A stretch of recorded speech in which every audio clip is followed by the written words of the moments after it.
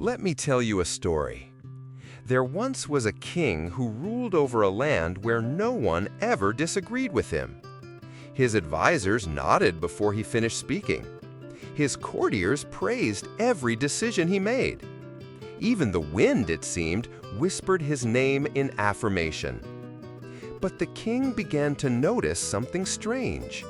Despite all the agreement around him, he felt utterly alone. So he summoned the village's oldest sage and said, "Why do I feel so isolated when I'm always heard?"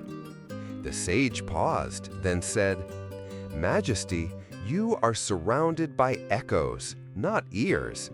No one is listening to you. They are only responding to themselves through you." The king grew pale. "But how can I change this?" The sage leaned in. "Speak less, listen more.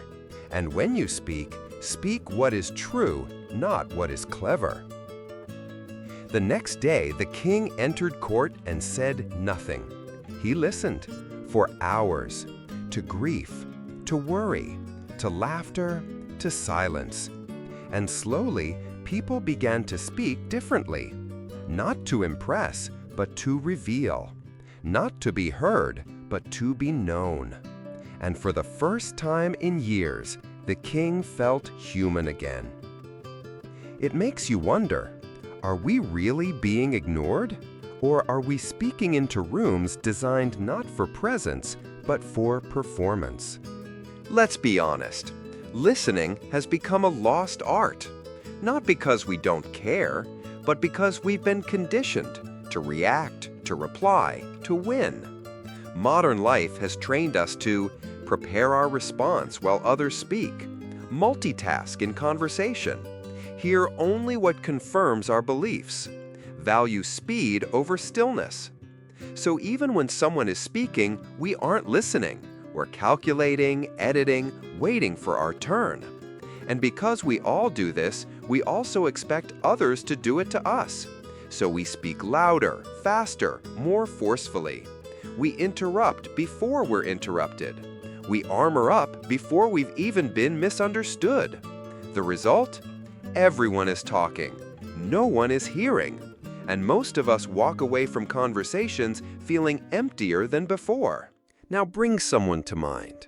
Someone you've spoken to recently. Maybe a friend, partner, parent, or colleague. Picture them sitting across from you. Now imagine they begin to speak. But this time, you do something radical. You don't plan your reply. You don't search for the right emotion to mirror. You don't rush to make them feel better. You just listen. You let their words enter you like waves. You allow their silence to speak too. You give them space to be messy, to wander, to reveal more than just the headline. Now imagine saying, not aloud, but with your whole body, "You don't need to perform for me. I'm here. You're safe." Let that be your energy. Breathe. Let go of the need to be useful. Let go of the urge to fix. Let go of the panic that says, "I need to say something smart." Now, notice what begins to unfold in the space between you. They soften. They reveal more. Their words slow down. Because now, they're not talking at you, they're talking to you. You've become not a mirror, but a witness. This is what listening really is. Listening sounds simple, but to do it well is rare and revolutionary. Here's why it's hard. We mistake silence for passivity. We think that if we're not talking, we're not contributing. But silence is not empty. It's sacred space. We fear discomfort. When someone shares pain, anger, confusion, we want to jump in, tidy it up, smooth it over. But that's not empathy. That's anxiety dressed up as kindness. We crave control. Listening requires surrender. You don't know where the conversation will go. You have to let go of steering it. But here's the reward. When someone feels truly heard, they soften. Their nervous system calms. Their defenses drop, and a deeper truth emerges, one that was waiting for safety before it could be spoken. This is the gift of real listening.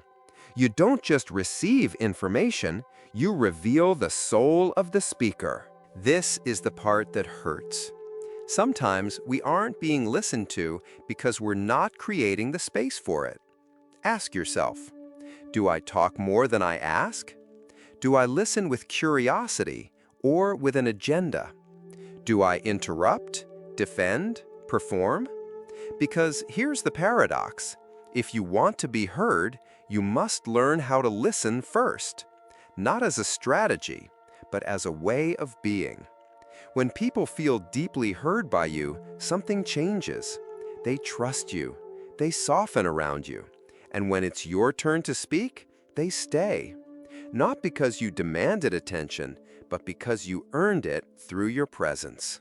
Imagine every conversation as a field. Each word you speak either tills the soil or scorches it. Each silence you hold either nourishes or neglects. You are not just speaking in a conversation, you are creating the space around it. And the quality of that space determines the depth of connection. Try this the next time you're in dialogue. Pause before you respond. Just a few seconds, enough to feel. Breathe before you reply. Let your body catch up. Mirror what you heard, not robotically, but with presence. What I'm hearing is, ask deeper questions. And how did that feel? Or what's behind that for you? This isn't about techniques. It's about reverence for the person across from you and for the fragile bridge between you. Talking can impress. Talking can persuade. Talking can even inspire. But listening transforms. It tells someone, you matter. I see you. You don't have to carry this alone. It creates safety. It builds bridges. It dissolves shame. Listening is not a passive act.